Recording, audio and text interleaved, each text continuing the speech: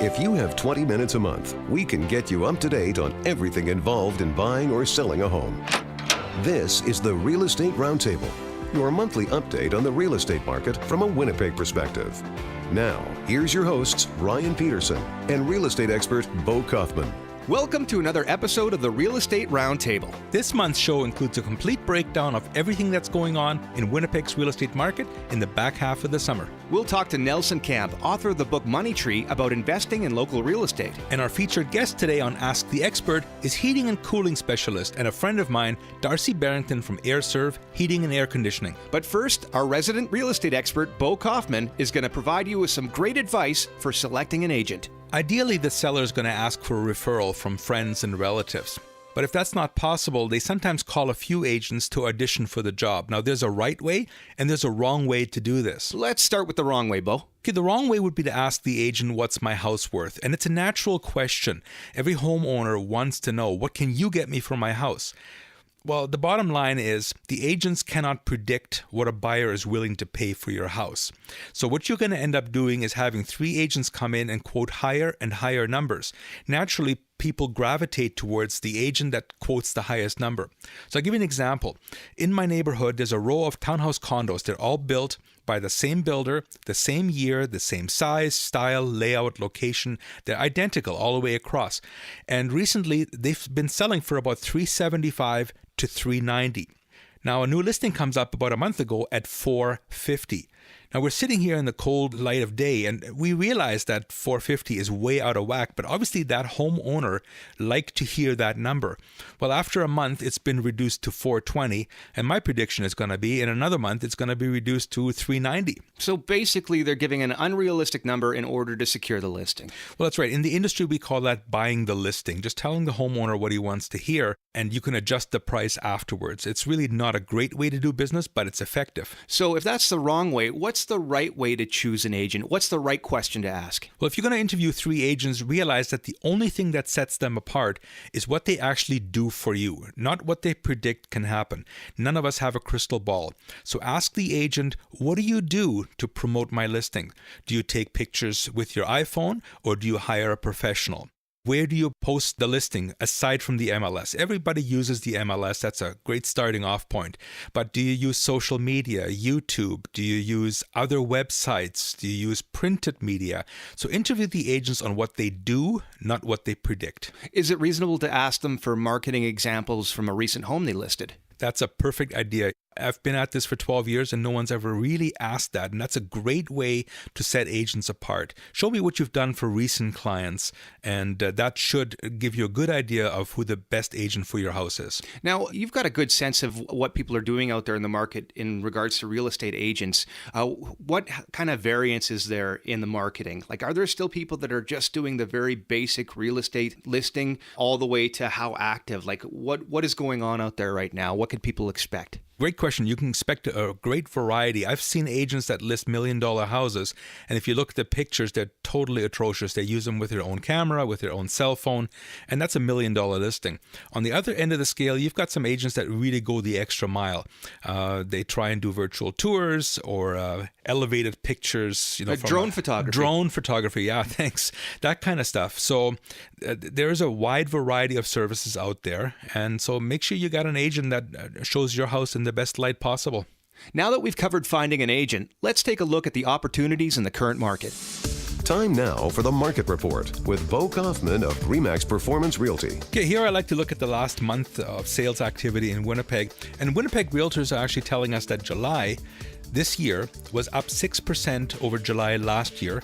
And this was, in fact, the second best July ever.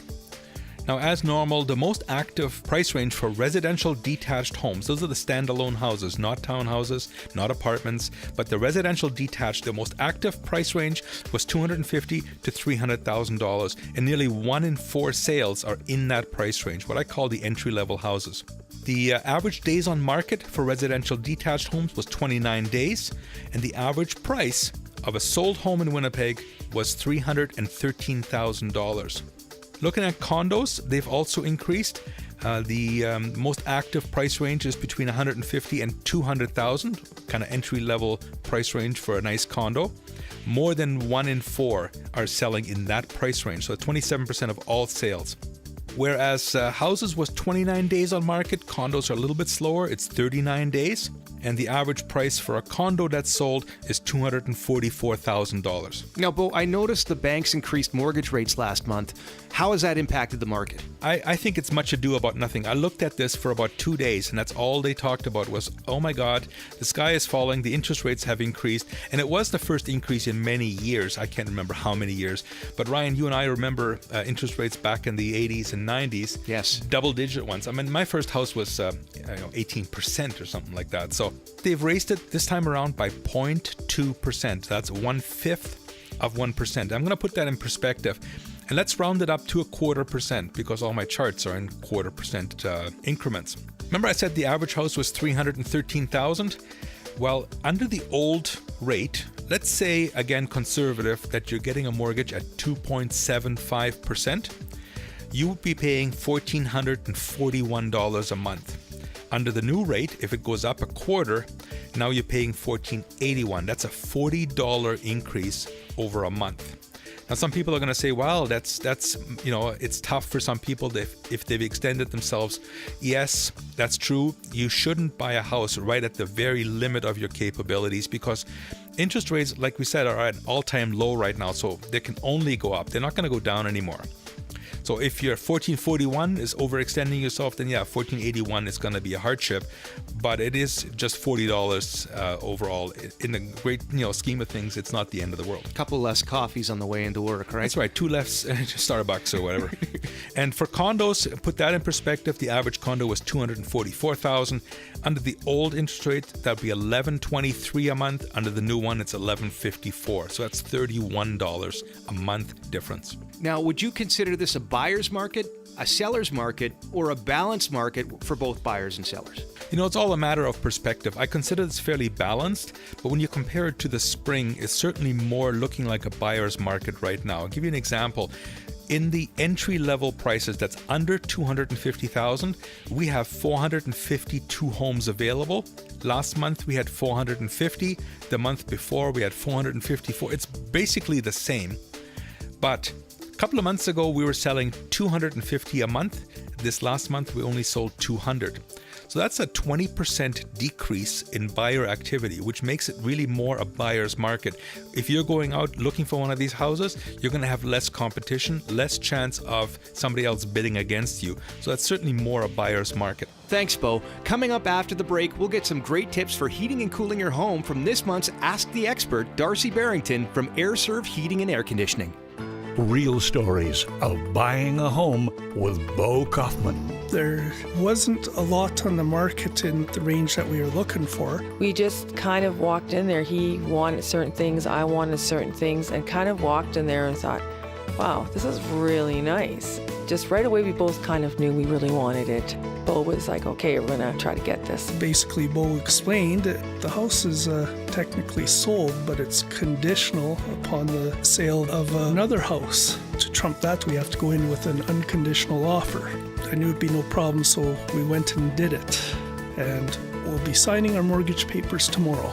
What do you look for in a real estate agent? Just someone that you can trust, someone that you know that will get the job done. Find it in Bo Kaufman. I would certainly refer anyone to him. He's really a great person. Visit Bo at winnipeghomefinder.com. Bo Kaufman of RE/MAX is a proud supporter of Darcy's Animal Rescue Center. At Darcy's, we save nearly 1,000 cats and dogs from neglect, abuse, or homelessness in Winnipeg each year. Check out our shelter and store at 730 Century Street. Darcy's Ark. We rescue for life. Buying or selling a home requires specialists from multiple related fields. Hear everything you need to know direct from the source as the Real Estate Roundtable presents Ask the Expert. Our guest today on Ask the Expert is Darcy Berrington of Aire-Serv Heating and Air Conditioning. Darcy, thanks a lot for joining us today. My pleasure. Thanks for having me. Hey, Darcy, nice to see you. Now, the number one thing on people's minds when they have to purchase a new heating or cooling system is efficiency. What do people have to know about efficiency ratings today? All furnaces today that we do install have to be high efficient, so they're typically 95% or higher today.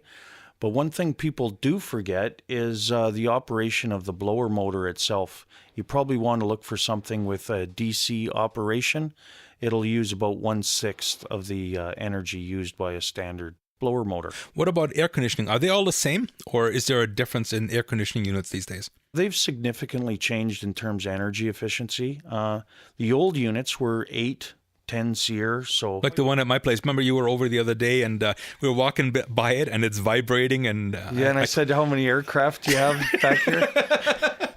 That one is a little older, and now they start at 13 SEER, but they can go up above that. What's SEER stand for? The seasonal energy efficiency ratio, and we use that to measure efficiency instead of percentage like we use on combustible type units. So ballpark, off the top of your head, mine you thought was maybe a 6 or an 8? I'm thinking it's probably an 8 or a 10. Okay, so if I switch to a 14, really, realistically, how much money would that save me electricity-wise? It's pretty hard to put an exact number on it, and that's why we use these ratios instead, because everybody uses AC differently.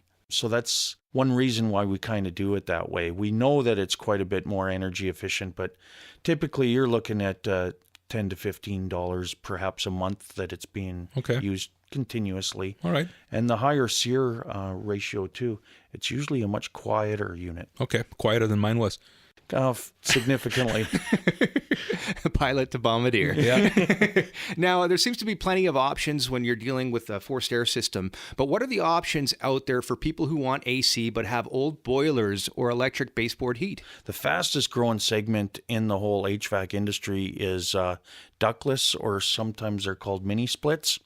They have an outdoor unit similar to a regular AC, but they have head units that go in strategically placed locations in your home. Yeah, these are options I always tell people when they're looking at buying a house, let's say River Heights, for example, where they still have the old boiler and they have no ducts running through the house, and they're wondering, you go up to the second floor on a hot day, that's where all the heat gets trapped. How do you sleep at night, right? So this is an option that you would install. They actually go on the outside of the building. That's correct, and they can have multiple heads off one outdoor unit as well. How efficient are these units? They start at 16 SEER, so they're significantly better again than what the average one is for conventional AC in a home today. How about noise level? When it's sitting on the outside, is there a lot of noise for the neighbors to have to listen to? No, they're very quiet, and internally too, if we take a look at that, once they've got caught up to a comfortable temperature, you can put it on quiet mode. Oh. You don't even know it's there. Now, what does it look like from the outside of the home? Does it change the look of the home? Not significantly. If you're going to have an AC outside, you're going to have typically like a cube condenser that's sitting outside.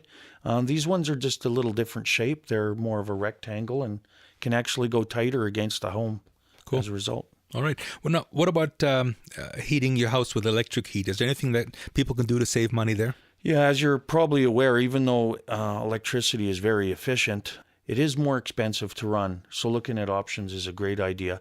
Most of those ductless splits that I referred to are heat pumps, and heat pumps basically work like an AC in reverse as well.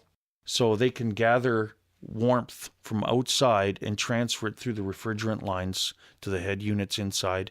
And there's actually something similar to that instead of a regular AC for forced air applications. Now, efficiency isn't the only question when it comes to this type of stuff. What are some ways people can look at how to improve the air quality in their home? One of the main things we start with is air filtration. So we look at the MERV rating of various filters and HEPA filtration, things like that. And to go a little bit beyond that, we might look at something like an air purification system, and there's basically two main types available. There's a UV type that uses like UV bulbs inside the ductwork. They require a bit more maintenance than the other type, which is a cold plasma air purifier. Would the UV kill smells and odors? It will, but sometimes people don't even realize when they've quit working.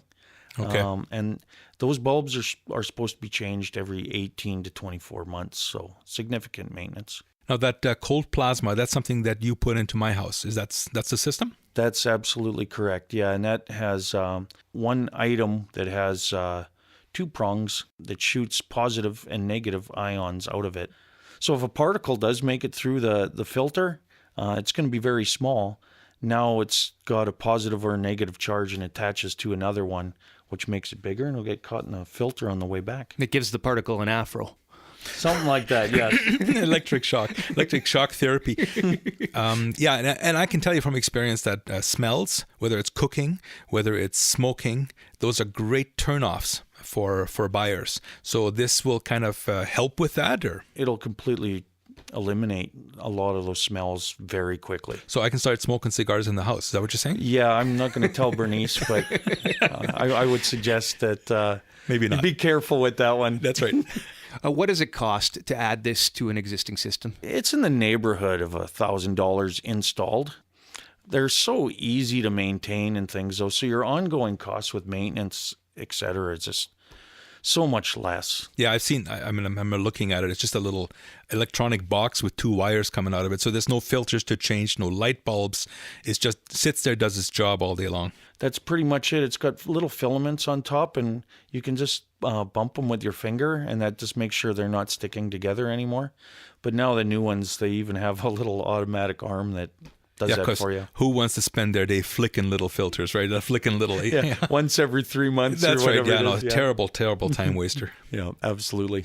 Darcy Berrington is from Aire-Serv Heating and Air Conditioning. Darcy, if someone wants more information, where can they call? The best thing to do would be to call our office at 204-832-3206, or they can look us up at aireserv.ca/Winnipeg. Excellent. Thank you so much for joining us today, Darcy. Thanks, Darcy. Yeah, thanks for having me. It's a great time. See you, buddy.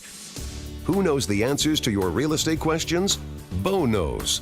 Good thing it's time for Bo Knows Real Estate. Today's question comes via email from Brian in Transcona. Brian, who doesn't sound very happy, writes, I don't like my real estate agent. What do I need to do to change agents? You know, Ryan, I've had 6 calls in the past year from unhappy home sellers not getting the results, or they believe the listing agent isn't living up to his promises. The bottom line here, however, is that the home seller has signed a contract. It's a legally binding contract between himself and their agent. And for the length of that contract, unfortunately, they are bound to work with that agent. It's no different than any other legally binding contract. And in Winnipeg, the minimum length of that contract is 60 days, but these days it might be 3 or 4 months. To be fair, too, the agent will have spent time and money in marketing the house. But to answer the question directly, the bottom line is, in order to change agent, your current agent needs to agree to that. They can transfer the listing to another agent, but your current listing agent has to simply agree to do so. You mentioned that your 6 calls had issues with not performing to the promised level. Could you write those promises into the contract and create an exit clause? Is that even possible? It is possible. I haven't seen it done. The listing contract is fairly standard. And it's really kind of funny because it obligates the seller. There's a few paragraphs to what the seller has to do, and there's only about 2 lines to what the listing agent has to do. So yeah, you're right. There are addendums that you could write that the listing agent agrees to market the house in the following manner or whatever. I haven't seen it done, but certainly it would be possible. Got a real estate question? Email it to boknowshomes@gmail.com, and it could be featured on the next Bo Knows Real Estate. When we return, we'll talk to Nelson Camp, author of the book Money Tree, about investing in the local real estate market. Real stories of selling a home with Bo Kaufman. He just really gave us the confidence, and I just felt like he was someone I met next door, like, my uncle or something. I think he set a good price point right off the bat to get some interest in the condo. I don't know, it was just a breeze with him. He had the right personality for us. It worked out good. We ended up selling it within a couple weeks. What do you look for in a real estate agent? He's very easy to get along with. He makes you feel comfortable because of his personality. Find it in Bo Kaufman. Bo's very professional to deal with. He knows the market. We were quite happy. Visit Bo at winnipeghomefinder.com. Bo Kaufman of RE/MAX is a proud supporter of Darcy's Animal Rescue Center.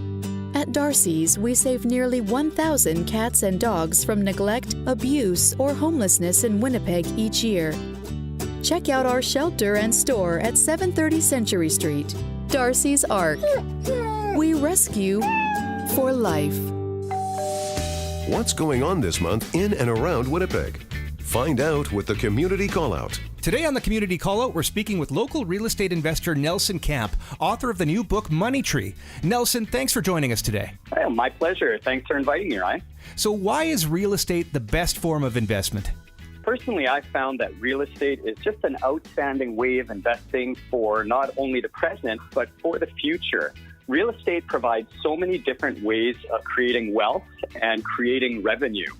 Many people think, well, you invest in a property for rental purposes, you can rent it out and collect some rent, and that's the only way you make money.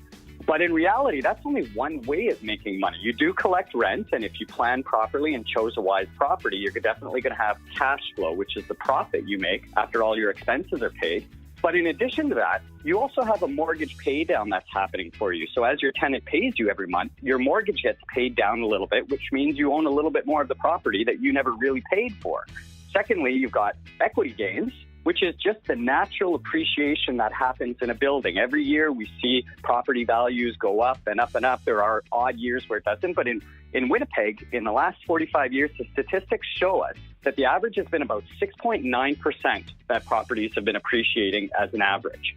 You also have the opportunity of doing something called forced appreciation. So if you improve the property, maybe put in a new kitchen, you do some strategic renovations and flooring, painting, light fixtures, bathrooms, you're going to force the value of that property up and hopefully get $2 or $3 back for every dollar you invested in the renovation. Another way of creating additional wealth through real estate is the fact that you have tax advantages because it is really a business. So you have certain write-offs that are permissible that you can write off when you have a rental property or a portfolio of rental properties. So those are just some of the ways that you can benefit from having a rental property, or some prefer to buy, improve, and sell, and they take advantage immediately of the forced appreciation, and they can pull a profit out of the house by doing that. So there's lots of different ways, Ryan, to make money, and that's why I think real estate is just a really wise investment. Now, a lot of people think that investing in real estate is a real slam dunk in hyper-growth markets like Vancouver and Toronto. What about Winnipeg? What's your outlook for the market in Winnipeg? Well, people say as a whole, Winnipeg is really boring. And that's great because when things are boring, that's where people really make money. It's not an environment here where people are going to be speculating.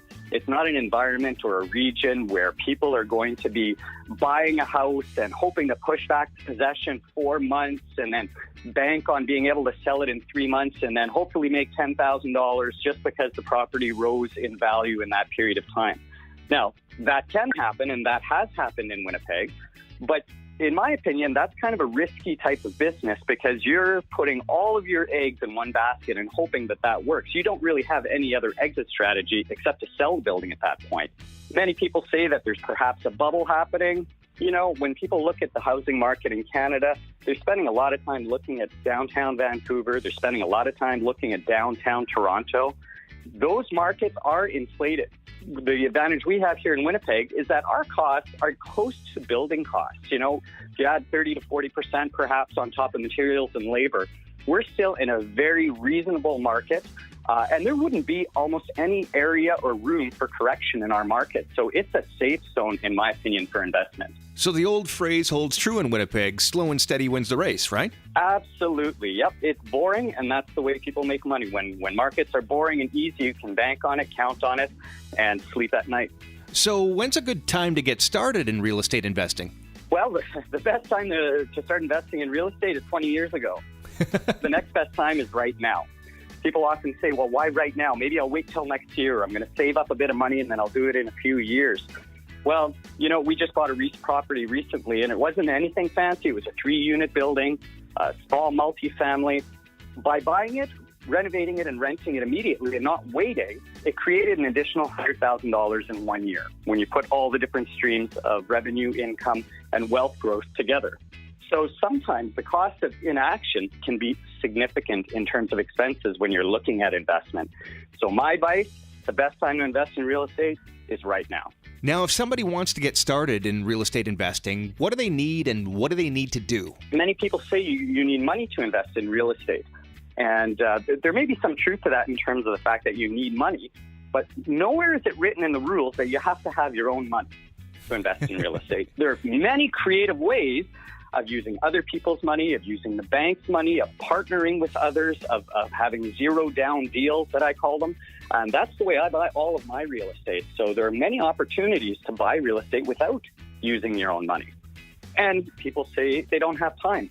And I guess like anything else in life, right, Ryan, you can say, I don't have time to exercise, or I don't have time to spend with my kids, or I don't have time to cut the lawn. But we all have 24 hours in a day, and it's all about carving out just a little bit of time, making it a priority, and deciding that this is something important and I want to see growth happen and investing a little bit of time in it. Thanks for joining us today, Nelson. If people want more information, where can they get a hold of you? Sure. If anybody wants more information or would like to connect further, they're welcome to find me on social media. My name is Nelson Camp, C-A-M-P. They can find me on Facebook, or you can visit my website. It's nelsoncamp.ca. Excellent. Thanks, Nelson.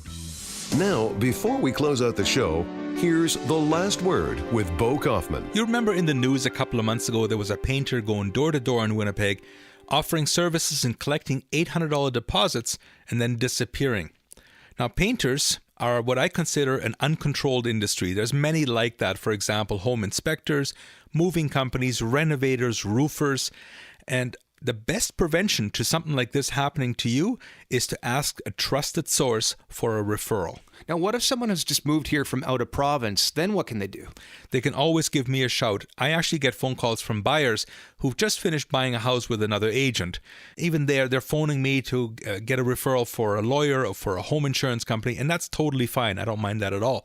I've built a network over the years of home-related services, including furnace and AC, moving companies, home inspectors, renovators, and companies like that. So call Bo Kaufman. He's the one-stop shop for what you're looking for. And ideally, you'll call me before you buy your house, but if you've done that already, by all means, give me a call. I'll hook you up. Perfect. Thanks for listening to this month's Real Estate Roundtable. Bo, if a listener has a friend or a family member that could really use the tips from today's show, where should they tell them to go? Well, they can go to Stitcher.com or the iTunes store and search out Winnipeg's Real Estate Podcast. They can also find the show on my Facebook page, which is Winnipeg Homefinder-Bo Kaufman. Have a great month, everybody, and Bo and I will see you in September. Bye-bye. So long. Farewell. You've been listening to The Real Estate Roundtable, your monthly update on the real estate market from a Winnipeg perspective. Google Winnipeg's Real Estate Podcast to hear the latest episode, or search Winnipeg Homefinder on Facebook.